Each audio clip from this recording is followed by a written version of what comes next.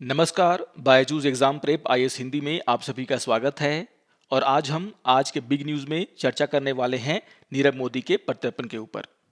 लेकिन आज के विषयों पर चर्चा करने से पहले एक महत्वपूर्ण सूचना आप सभी के लिए है। आप सभी को ध्यान में रखना है कि हमारे द्वारा एक वर्कशॉप का आयोजन किया जा रहा है, जिसका विषय होगा 6 महीने में यूपीएससी सीएससी 2023 में सफलता सुनिश्चित करने हेतु रणनीति। तो बहुत ही इंपॉर्टेंट वर्कशॉप ये होने वाला है आपके लिए, और इसका प्रसारण हमारे बायजूस एग्जाम प्रेप ऐप पर होने वाला है। आपको डेट और टाइमिंग याद रखना है। डेट है 13 नवंबर और टाइमिंग है सुबह 11 बजे। अगर आप इस वर्कशॉप को ज्वाइन करना चाहते हैं तो आप सभी को अपना रजिस्ट्रेशन करना होगा, जिसका लिंक इस वीडियो के डिस्क्रिप्शन बॉक्स में दिया गया है। जिन भी स्टूडेंट ने हमारे बायजूस एग्जाम प्रेप ऐप को डाउनलोड नहीं किया है, वो हमारे ऐप को डाउनलोड करके अपना रजिस्ट्रेशन कर सकते हैं, ताकि वह इस वर्कशॉप में भाग ले सकें। तो इन सभी बातों को आप लोग ध्यान में रखेंगे। अगर हम आज के टॉपिक के ऊपर चर्चा करें तो आप सभी को ध्यान में रखना है कि बुधवार को लंदन हाई कोर्ट ने भारत से भागे हुए हीरा कारोबारी नीरव मोदी की अपील को खारिज कर दिया और उसके भारत में प्रत्यर्पण का आदेश दिया। तो बहुत ही इंपॉर्टेंट न्यूज़ है ये। आपको ये ध्यान में रखना है कि नीरव मोदी के द्वारा मानसिक स्वास्थ्य के आधार पर अपने प्रत्यर्पण के खिलाफ अपील किया गया था, जिसे कि लंदन के हाई कोर्ट के द्वारा खारिज कर दिया गया है। यहाँ पर आपको ध्यान में रखना है कि नीरव मोदी के द्वारा European convention of human rights यानी कि ECHR के आर्टिकल 3 के तहत, जो कि मानसिक स्वास्थ्य जुड़ा हुआ है, उसके तहत अपील किया गया था अपने प्रत्यर्पण को रुकवाने के लिए। इसके अलावा यूके का एक्सट्राडिशन एक्ट 2003 के सेक्शन 91 के तहत भी उन्होंने अपने प्रत्यर्पण को रोकने के लिए हाई कोर्ट में अपील की थी। और आपको ध्यान में रखना है कि ये दोनों के दोनों मेंटल हेल्थ से जुड़े हुए हैं। अगर हम नीरव मोदी के ऊपर केस की बात करें तो नीरव मोदी के ऊपर पंजाब नेशनल बैंक के फर्जी लेटर्स ऑफ अंडरटेकिंग के जरिए करीब 13,600 करोड़ रुपए के लेन देन का आरोप है। और आपको ये ध्यान में रखना है कि इस घोटाले का खुलासा होने के हफ्तों पहले उन्होंने जनवरी 2018 में भारत छोड़ दिया था, और उसके बाद से ही उन्हें भारत में लाने की कार्रवाई की जा रही है। नीरव मोदी के ऊपर 2 गंभीर आरोप लगाए गए हैं। एक आरोप की जांच सीबीआई के द्वारा की जा रही है, और सीबीआई के द्वारा उन पर पीएनबी के साथ धोखाधड़ी करने का आरोप लगाया गया है। इसके साथ साथ सीबीआई ने उन पर सबूतों को गायब करने और गवाहों को डराने धमकाने का भी आरोप लगाया है। और यहाँ पर उन पर जो दूसरा आरोप है उसकी जांच ईडी के द्वारा की जा रही है, और ईडी ने उन पर यह आरोप लगाया है कि नीरव मोदी ने यूएई और हांगकांग में स्थित 15 डमी कंपनियों को बनाया, और उसके माध्यम से अपनी ही कंपनियों को पीएनबी के द्वारा जो फर्जी एलओयू जारी किए गए थे उसमें से अधिकतर पैसा इन्हीं कंपनियों में डाइवर्ट कर दिया। यानी कि मनी लॉन्ड्रिंग का भी केस उन पर चलाया जा रहा है। तो इन पर जो 2 गंभीर आरोप लगे हैं उसको भी आपको ध्यान में रखना है। अगर हम एग्जाम पॉइंट ऑफ व्यू से इस टॉपिक को देखें तो यहाँ पर आपको प्रत्यर्पण यानी कि एक्सट्राडिशन को लेकर के कुछ इंपॉर्टेंट बातों को रिवाइज कर लेना है। अगर हम एक्सट्राडिशन की बात करें तो एक्सट्राडिशन वह प्रक्रिया है जिसमें एक देश के द्वारा दूसरे देश से एक ऐसे व्यक्ति को वापस करने का मांग किया जाता है, अनुरोध किया जाता है, जिसने अनुरोध करने वाले देश में कोई आपराधिक कार्रवाई की है और अदालतों के द्वारा उसे अभियुक्त या दोषी ठहराया गया है। तो यहाँ पर जो डेफिनेशन है एक्सट्राडिशन का उसको आपको ध्यान में रखना है। इसी तरीके से सुप्रीम कोर्ट के द्वारा भी प्रत्यर्पण यानी कि एक्सट्राडिशन को डिफाइन किया गया है, और सुप्रीम कोर्ट के अनुसार प्रत्यर्पण का मतलब एक देश द्वारा दूसरे देश में किए गए किसी अपराध में अभियुक्त अथवा दोषी ठहराए गए व्यक्ति को संबंधित देश को सौंपना है।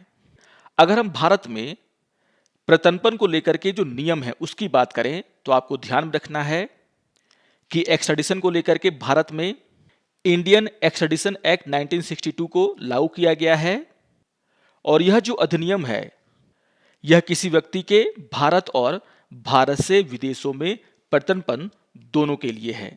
यानी कि दोनों को लेकर के इसमें नियम बनाए गए हैं, और इसमें कहा गया है कि भारत और किसी अन्य देश के बीच प्रत्यर्पण का आधार एक संधि हो सकती है। यानी कि जब 2 देशों के बीच में संधि होता है प्रत्यर्पण को लेकर के, तो यहाँ पर उस आधार पर दोनों देश एक दूसरे देश में प्रत्यर्पण कर सकते हैं।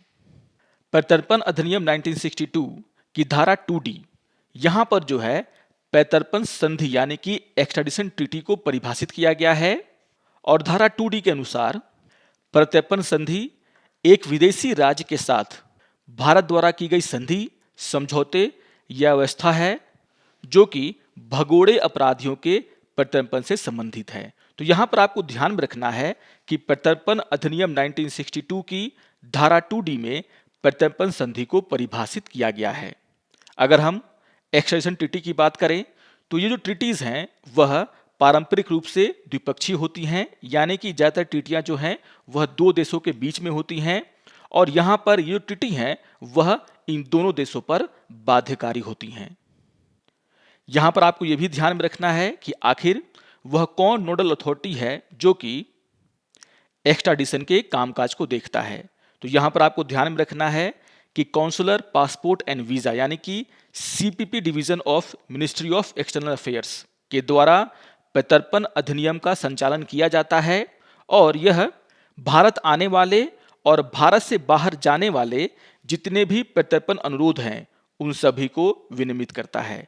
तो कुछ बहुत ही इंपॉर्टेंट जानकारियां हैं जिसको आपको एग्जाम पॉइंट ऑफ व्यू से ध्यान में रखना है। जब भी दो देशों के बीच में प्रत्यर्पण यानी कि एक्सट्राडिशन ट्रीटी साइन होता है तो यहां पर कुछ सिद्धांतों का पालन किया जाता है। जैसे मान लीजिए दो देशों के बीच में अगर प्रत्यर्पण संधि है तो यहां पर यह देखा जाता है कि प्रत्यर्पण केवल ऐसे अपराधों के लिए हो जो संधि में शामिल हैं, यानी कि वैसे अपराध जो ट्रीटी में शामिल किए गए हैं उन्हीं पर जो है प्रत्यर्पण किया जा सकता है। इसके अलावा जो एक्सट्राडिशन ट्रीटी होती है उसमें प्रिंसिपल ऑफ ड्यूअल क्रिमिनलिटी को भी आधार बनाया जाता है, उसको लागू किया जाता है। इसका मतलब ये होता है कि अनुरोध करने वाले देश के साथ साथ जिस देश से अनुरोध किया गया है उस देश के कानून में भी वह अपराध होना चाहिए। अर्थात किसी अपराध के लिए मान लीजिए कोई देश किसी दूसरे देश से प्रत्यर्पण का अनुरोध कर रहा है तो यहां पर जो प्रिंसिपल ऑफ ड्यूअल क्रिमिनलिटी ये कहती है कि अनुरोध करने वाले देश के साथ साथ जिस देश से यह अनुरोध किया गया है उस देश के कानून में भी उसे अपराध माना जाना चाहिए, तभी जो है प्रत्यर्पण किया जा सकता है। यहां पर एक प्रिंसिपल यह भी कहता है कि जो प्रत्यर्पण है वह केवल उस अपराध के लिए ही किया जाना चाहिए जिसके लिए प्रत्यर्पण का अनुरोध किया गया हो। इसके अलावा जो सबसे इंपॉर्टेंट सिद्धांत है वो ये है कि जिस व्यक्ति के प्रत्यर्पण की मांग की जा रही है उस व्यक्ति को भी निष्पक्ष सुनवाई का अधिकार दिया जाना चाहिए। तो जब भी दो देशों के बीच में प्रत्यर्पण संधि की जाती है या फिर अगर कोई प्रत्यर्पण संधि है तो वहां पर इन प्रिंसिपल्स को ध्यान में रखा जाता है। तो बहुत ही इंपॉर्टेंट बातें हैं ये, इसको आप लोग जरूर ध्यान में रखेंगे। अगर हम भारत और यूके के बीच में एक्सट्राडिशन ट्रीटी की बात करें तो आपको ध्यान में रखना है कि भारत और यूके के बीच में 1992 से ही प्रत्यर्पण संधि है। और अगर हम नीरव मोदी की बात करें तो नीरव मोदी को मार्च 2019 में गिरफ्तार किया गया था यूके में और उनके प्रत्यर्पण को फरवरी 2021 में यूके की अदालत के द्वारा और अप्रैल 2021 में यूके की सरकार के द्वारा अनुमोदित किया गया था। लेकिन इसके बाद भी वह अभी तक भारत में प्रत्यर्पित नहीं हुआ है और अपनी गिरफ्तारी के बाद से ही वह दक्षिण पश्चिम लंदन के वेंट्सवर्थ जेल में रह रहा था और यहीं से उसने अपने मानसिक हालत को आधार बना करके अपने प्रत्यर्पण को रुकवाने के लिए अर्जी डाली थी वहां के हाई कोर्ट में, जिसे कि अब खारिज किया जा चुका है। यहां पर नीरव मोदी के द्वारा जो अगला कदम है अगर हम उसकी चर्चा करें तो आपको ध्यान में रखना है कि यूके के हाई कोर्ट में अपील खारिज होने के बाद भी नीरव मोदी सुप्रीम कोर्ट में हाई कोर्ट के निर्णय के खिलाफ याचिका दाखिल कर सकता है। लेकिन आपको यह भी ध्यान में रखना है कि यह याचिका उसे हाई कोर्ट के फैसले के आने के 14 दिनों के भीतर करनी होगी। हालांकि इसमें ही एक बहुत बड़ा पेच है और यहां पर यह कहा जा रहा है कि सुप्रीम कोर्ट में नीरव मोदी के द्वारा तभी अपील की जा सकती है जब हाई कोर्ट यह कह दे कि जो मौजूदा केस है वह आम लोगों के लिए अहम है।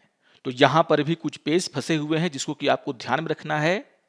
और यहां पर यह भी कहा जा रहा है कि मान लीजिए अगर सुप्रीम कोर्ट के द्वारा भी नीरव मोदी को कोई राहत नहीं दी जाती है तो वह European court of human rights वहां पर जो है अपील कर सकता है और उसका जो रूल 39 है उसका मदद ले सकता है। आपको ध्यान में रखना है कि European court of human rights का जो रूल 39 है उसके तहत नीरव मोदी को कुछ राहत मिल सकता है, लेकिन यह नियम तभी लागू होता है जब अपील करने वाले व्यक्ति की जिंदगी को खतरा हो, उसके साथ अमानवीय बर्ताव किए जाने की आशंका हो और तभी जो है European court of human rights प्रत्यर्पण पर रोक लगा सकता है। तो ये कुछ भावी कदम हो सकते हैं नीरव मोदी के द्वारा जो कि वह उठा सकते हैं, लेकिन जो यहां पर उन पर आरोप लगाए गए हैं और जो एक्स्ट्रेडिशन को लेकर के मैंने आपको बातें बताई हैं उसको आप लोग जरूर ध्यान में रखेंगे। तो आशा करता हूं कि आप सभी को आज का बिग न्यूज पसंद आया होगा। अगर आपको ये वीडियो अच्छा लगे तो आप जरूर इसको लाइक करें, शेयर करें और दूसरों को भी हमारे चैनल को सब्सक्राइब करने के लिए प्रेरित करें। तो मिलते हैं बिग न्यूज के अगले अंक में, तब तक के लिए नमस्कार और धन्यवाद।